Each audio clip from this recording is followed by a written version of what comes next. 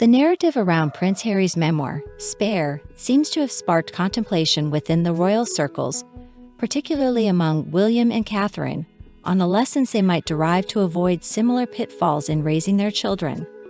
As we delve into the aftermath of Harry's published revelations, it prompts us to question whether this could serve as a cautionary tale for the future of the Cambridge children. When reflecting on Prince William's potential sentiments regarding his brother's memoir, it's likely he views it as a debacle, detrimental not just to Harry's image, but also casting shadows on William's reputation. Yet within this chaos, could there be a silver lining? Might William and Catherine leverage the insights from Harry's book to cultivate a different path for their own children, steering them clear of such turmoil, or risk encountering parallels in their upbringing? Spare, unveiled in January this year, exposed facets of growing up within the royal confines, painting a mixed picture of experiences, some positive, many unflattering. Harry didn't shy away from expressing a deep-seated sense of being overshadowed, perennially feeling less significant than his elder brother, William. Seemingly trivial incidents like disparities in bedroom sizes during stays at Balmoral Castle or uneven sausage allotments at breakfast were sources of contention for young Harry. While some may perceive these grievances as inconsequential to Harry, they were profound representations of perceived inequality. Additionally, Harry recounted an episode involving a gift from his late great-aunt Princess Margaret, perceiving it as a calculatedly callous gesture. These anecdotes illuminate a lingering resentment stemming from childhood experiences that Harry seemingly carries into adulthood as he endeavors to portray through Spare.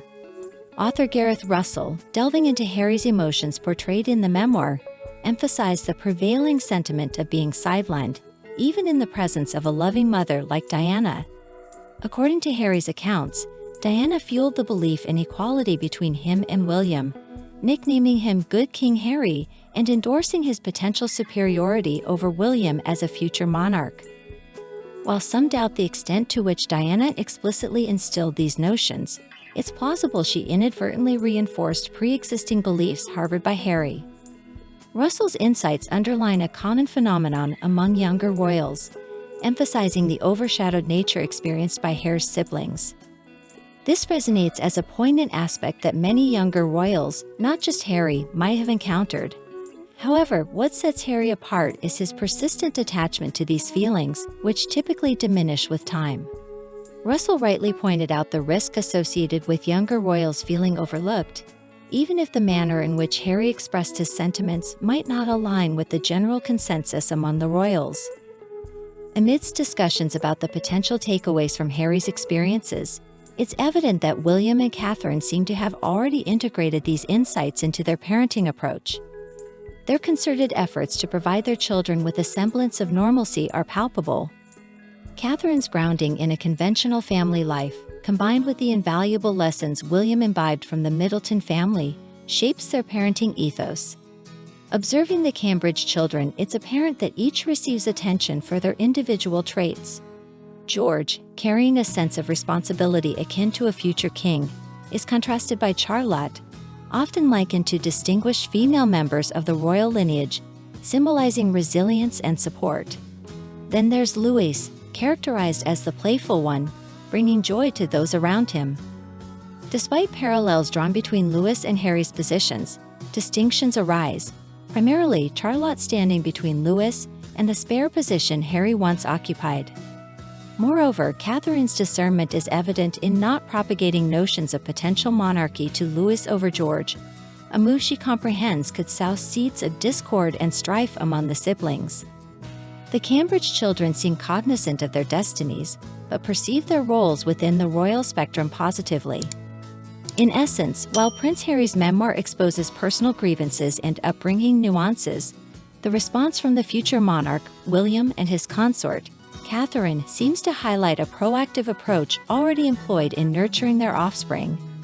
The careful balance between acknowledging royal heritage and fostering individuality reflects a concerted effort to avert the kind of disquietude Prince Harry has seemingly carried from his childhood into adulthood. I believe that William and Catherine have been quite deliberate in acknowledging the privilege they were born into.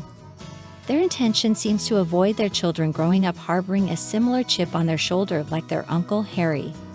It's crucial to consider that Harry underwent severe trauma when he was only 12 years old due to the tragic loss of his mother in a car accident. Additionally, he was affected by his parents' divorce. William and Harry didn't experience the same loving family environment that the Wales children are fortunate to have. The bond between William and Catherine is evidently strong, as they deeply adore each other and maintain a stable relationship easily observable in public.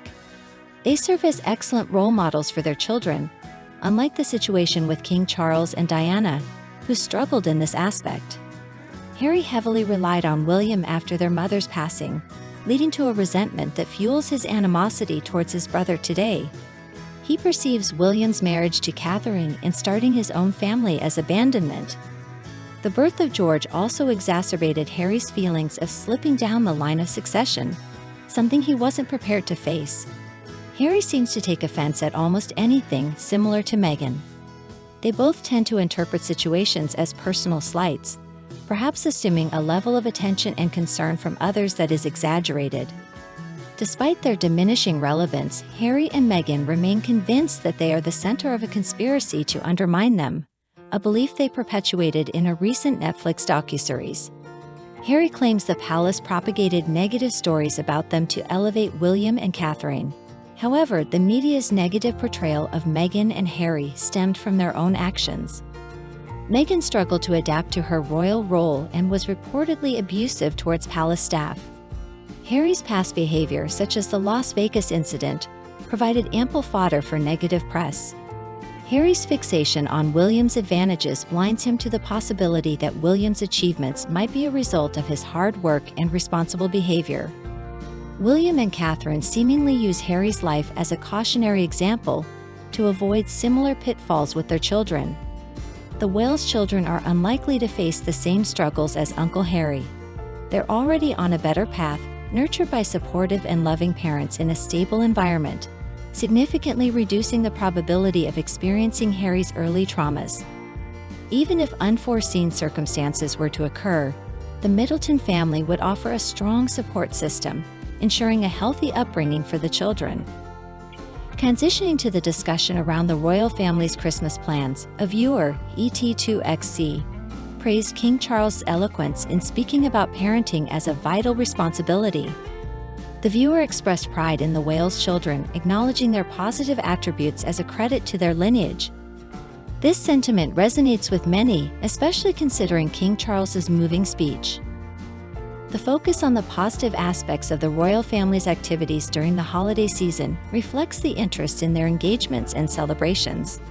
Overall, there's a consensus in appreciating King Charles's words and the admirable qualities seen in the Wales children, providing a positive note in the discussion. The evident concern for global welfare is palpable in his actions. Despite facing criticism for the handling of Meghan and Harry's situation, it's essential to acknowledge that his overall performance as king remains commendable.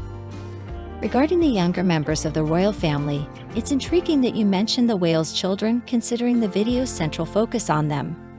Undoubtedly, they are a testament to their parents' upbringing, with William and Catherine showcasing exceptional parenting skills.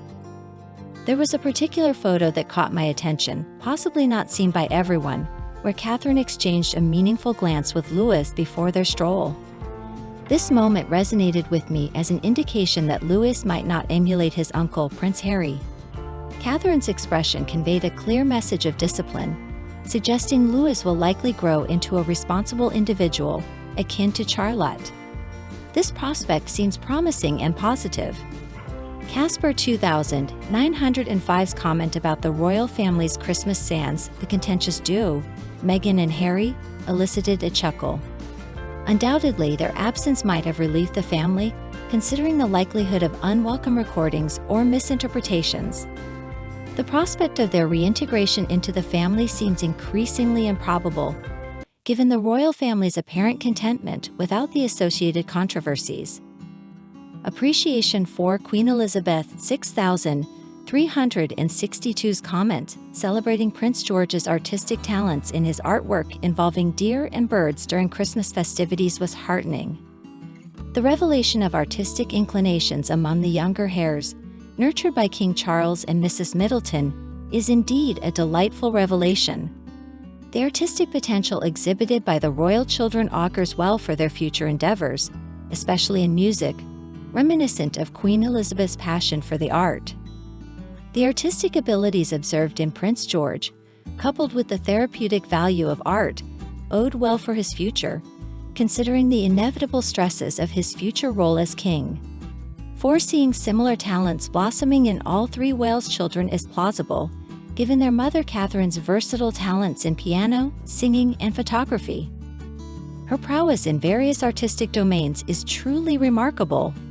Laura Tibble, 6598's remark underscores the repercussions of Meghan and Harry's choices, emphasizing the necessity for them to reckon with the fallout.